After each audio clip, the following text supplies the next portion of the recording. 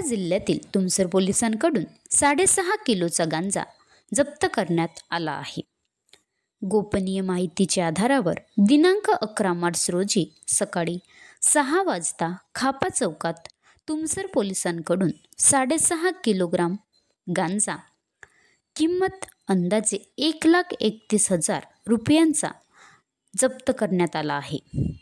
TVS कंपनीची grey रंगाची motorcycle क्रमांक MH05 DJ 7114 असा नंबर असलेल्या दुचाकी वाहनाची झडती घेतली असता मोपेडच्या सीटमध्ये हा गांजा आढळून आला आहे।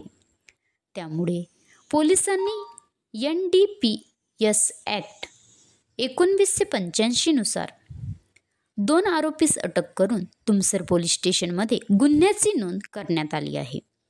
गुन्ह्याचा पुढील तपास तुमसर पोलीस स्टेशनचे ठाणेदार गायकवाड यांच्या मार्गदर्शनाखाली तुमसर पोलीस करीत आहेत। महाराष्ट्र लाईव्ह न्यूज धर्मेंद्र भूते, तालुका प्रतिनिधी तुमसर।